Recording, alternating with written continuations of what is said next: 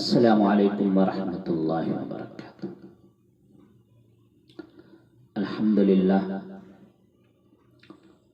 للہ نحمده ونستعینه ونستغفره ونؤمن به ونتوکل علیہ ونعوذ باللہ من شرور انفسنا ومن سیئات اعمالنا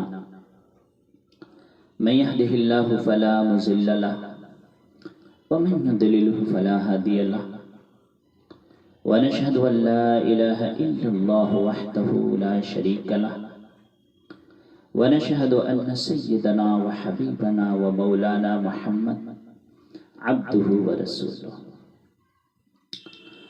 فأعوذ بالله من الشيطان الرجيم بسم الله الرحمن الرحيم إلا من تاب وآمن وعمل صالحا فأولئك يبدل الله سيئاتهم حسنات وكان الله غفورا رحيما صدق الله العظيم۔ میرے بھائیوں اور دوستو، جس نے حضرت حمزہ کو شہید کیا، جب وہ آپ کی مجلس میں آیا تو صحابہ نے کہا یا رسول اللہ، وحشی آیا، وحشی حمزہ کا قاتل، جن کی لاش کو دیکھ کر میرے نبی اتنا روئے کہ ہچکیاں لگ گئے۔ حضرت جبرائیل آ گئے آپ کے آنسو پوچھنے کے لیے۔ یا رسول اللہ، اللہ کہہ رہے ہیں آپ اتنا نہ روئیں، ہم نے عرش پر لکھوایا ہے حمزہ اسد اللہ و اسد رسولہ، کہ حمزہ اللہ اس کے رسول کے شیر ہیں۔ تو آتے ہی اس نے آپ سے پناہ کی طلب کی کہ میں آپ کا پناہ کا طلبگار ہوں، آپ سے پناہ کا طلبگار ہوں، کچھ کہنا چاہتا ہوں۔ تو اسلام یہ ہے وَإِنْ أَحَدٌ مِّنَ الْمُشْرِكِينَ اسْتَجَارَكَ فَأَجِرْهُ حَتَّى يَسْمَعَ كَلَامَ اللَّهِ۔ تو آپ نے فرمایا کہ ہاں، تو نے مجھ سے پناہ کی طلب کی بات کی ہے، اگر تو مجھ سے پناہ کی طلب کی بات نہ کرتا تو میرے لیے بہتر تھا کہ میں تیرا سر اڑا دیتا، کہ جس نے کلیجے کو کاٹ کے رکھ دیا حضرت حمزہ کا، لیکن تو نے مجھ سے پناہ کی طلب کی ہے، بول کیا بولتا ہے؟ چچا کے قاتل کو یوں سامنے بٹھانا، خود العفو۔ پھر وہ کہنے لگا کہ تیرا رب کہتا ہے جو زنا کرے، قتل کرے، شرک کرے، سب جہنم میں جائیں گے۔ میں نے تو یہ سب کچھ کیا ہے، میرے لیے کوئی راستہ ہے؟ تو آپ نے فرمایا ہاں، وَالَّذِينَ لَا يَدْعُونَ مَعَ اللَّهِ إِلَٰهًا آخَرَ وَلَا يَقْتُلُونَ النَّفْسَ الَّتِي حَرَّمَ اللَّهُ إِلَّا بِالْحَقِّ وَلَا يَزْنُونَ۔ اس آیت کی طرف اس نے اشارہ کیا۔ پھر آپ نے فرمایا فَمَن تَابَ وَآمَنَ وَعَمِلَ عَمَلًا صَالِحًا فَأُولَٰئِكَ يُبَدِّلُ اللَّهُ سَيِّئَاتِهِمْ حَسَنَاتٍ وَكَانَ اللَّهُ غَفُورًا رَحِيمًا۔ کہ آپ نے فرمایا کہ جو توبہ کرے، ایمان لے آئے، عمل کرے، اللہ اس کے گناہوں کو نیکیوں میں تبدیل کر دیتے ہیں، اور وہ بڑا مہربان ہے۔ کہ ایک آدمی پوری زندگی گناہ کرتا ہے اور پھر وہ توبہ کر کے اس توبہ پہ جم جاتا ہے، تو اللہ کہتا ہے میں نے اس کے سارے گناہوں کو نیکیوں میں تبدیل کر دیا۔ پھر وہ کہتا ہے کہ آپ نے مجھے امن دیا ہے نا، آپ نے مجھے امن دیا ہے نا، کچھ ہوگا تو نہیں؟ لیکن مصیبت یہ ہے کہ یہ شرطیں بڑی سخت ہیں کہ توبہ کروں، ایمان لاؤ، عمل کرو، یہ میرے بس کا نہیں ہے، اور کوئی ہو تو بتائیں آپ۔ تو آپ نے فرمایا کہ اللہ کہہ رہے ہیں ان اللہ لا یغفر ان یشرک بہ ویغفر ما دون ذلک لمن یشاء، اللہ شرک کو معاف نہیں کرے گا، باقی اللہ جسے چاہے گا معاف کر دے۔ تو پھر کہا آپ مجھے امن دے، اب آپ نے امن دیا ہے نا، کچھ ہوگا تو نہیں، لیکن اچھا یہ بتائیں کہ آپ کا اللہ کہتا ہے شرک کو معاف نہیں کروں گا، باقی جسے چاہوں گا معاف کر دوں گا، اگر مجھے معاف نہ کیا تو میرا کلمہ پڑھ کے کیا فائدہ ہوگا؟ چچا کے قاتل سے یہ بحث ہو رہی ہے اللہ کے نبی کی کہ اگر مجھے معاف نہ کیا تو میرا کلمہ پڑھنے کا کیا فائدہ، کیوں پڑھوں میں کلمہ؟ تو آپ نے فرمایا اللہ کہہ رہا ہے یا عبادی الذین اسرفوا علی انفسہم لا تقنطوا من رحمت اللہ ان اللہ یغفر الذنوب جميعا انہ هو الغفور الرحیم، کہ میرے نافرمان بندو گھبرانا نہیں، توبہ کر لے سب معاف کر دوں گا۔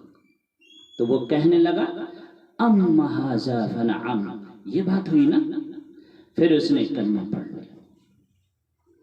اتنے نخرے اٹھائے آپ صلی اللہ علیہ وسلم نے چچا کے قاتل کے، اتنے نخرے اٹھائے۔ اگر ہمیں کوئی اوئی کہہ دے اوئی، ساری زندگی بولنا چھوڑ دیتے۔ اس نے مجھے اوئی کیوں کہا، ایسے کیوں کہا، یہ کیوں دیکھا، اتنی نفرت دل میں بھری ہوئی ہے، پوری زندگی بات کرنا چھوڑ دیتے۔ اگر تھوڑا دین کا عجب ہو تو پھر تو اپنے سوا سب کو کافر سمجھنے لگتے کہ میں ہی جنت کا ٹھیکیدار ہوں، باقی سارے جہنمی ہیں، صرف میں ہی جنت ہے۔ لیکن میرے بھائیو، جس نے کلمہ پڑھا ہے اور کلمے پہ اس کی موت آئے گی تو انشاءاللہ وہ ضرور جنت میں جائے گا، چاہے وہ جیسے جائے، ٹیڑھے میڑھے ہو کے جائے یا دو چار لگ کے جائے، لیکن انشاءاللہ وہ ضرور جنت میں جائے گا، ضرور جائے گا جنت میں۔ وہ اہل حق ہے ہی نہیں جو اختلاف رائے پر نفرت کا شکار ہو جائے، اس کو اہل حق کہلانے کا حق نہیں ہے۔ انبیاء کا مزاج ہے جو جتنا دین سے دور ہوتا ہے آپ اس سے اتنا زیادہ قریب ہو، آپ اس سے اتنا محبت کریں، شاید توبہ کر کے وہ جہنم سے بچ جائے۔ تو میرا اللہ کہہ رہا ہے کہ میرے نبی درگزر کیجئے، محبت کی بات کیجئے، بھلائی کی بات کیجئے۔ ایک آیت چھوڑ کر اگلی آیت میں اللہ کہہ رہا ہے وَأَعْرِضْ عَنِ الْجَاهِلِينَ، جاہل سے مراد یہاں جاہل نہیں ہے، جاہل سے مراد یہاں زیادتی کرنے والا، کہ زیادتی کرنے والا زیادتی کرے، آپ درگزر کیجئے، منہ پھیر لیجئے۔ امام زین العابدین سبحان اللہ، ایک آدمی آپ کو گالی دینے لگا، آپ نے یوں منہ پھیر لیا۔ آل رسول کو گالی دے رہا ہے، جگر گوشے رسول کے جگر کو گالی دے رہا ہے، آپ کی شان میں گستاخی کر رہا ہے، اور آپ یوں منہ پھیر لیتے۔ اس نے سمجھا کہ شاید وہ میری بات سن نہیں رہے، وہ سامنے آ کے کہا، سامنے ایاک عنی، میں آپ کو گالی دے رہا ہوں، تو آپ نے فرمایا وعنک عوذی، میں بھی تمہیں معاف کر رہا ہوں۔ وہ فوراً آپ کے پاؤں پہ گر کے آپ کے پاؤں کو پکڑ کے چومنے لگا کہ اہل البیت ہے اخلاق والے ایسے ہوتے، آل رسول کے اخلاق ایسے ہوتے۔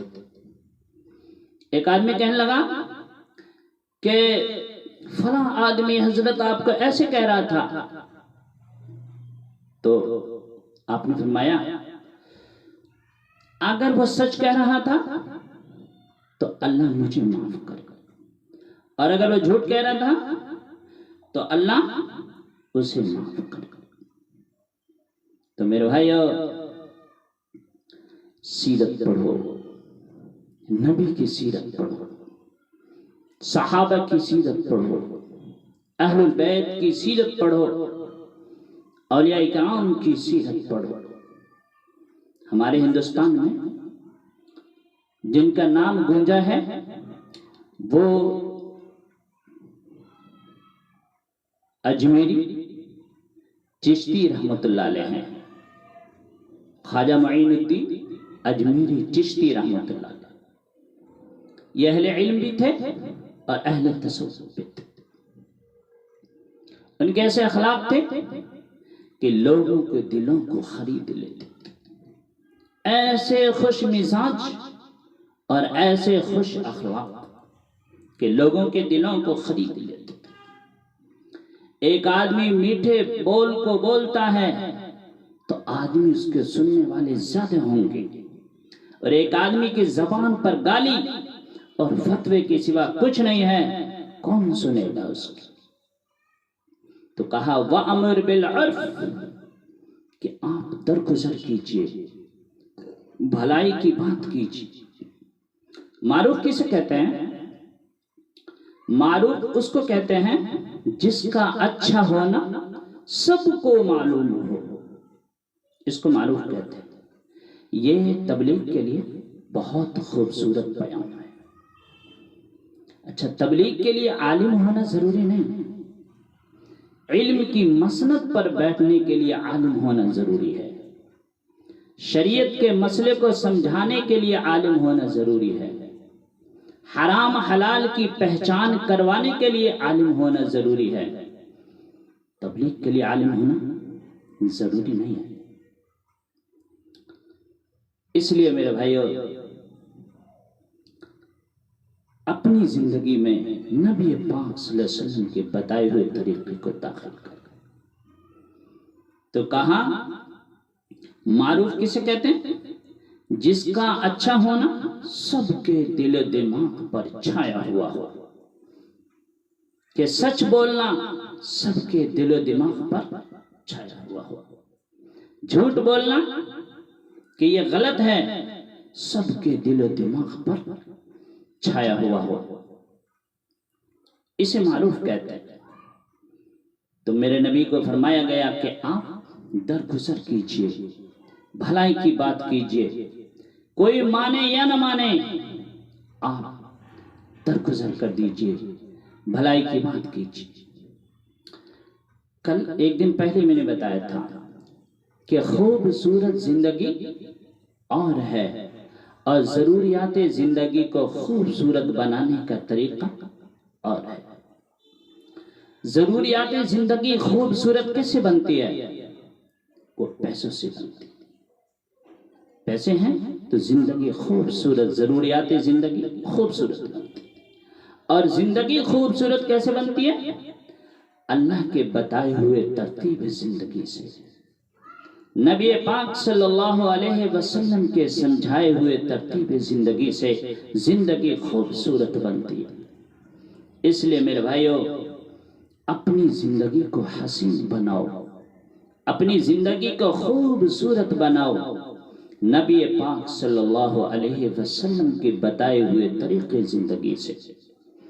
اللہ ہمیں نیک عمل کرنے کی توفیق عطا فرمائے، ہر بری چیز سے ہم سب کو بچنے کی توفیق عطا فرمائے۔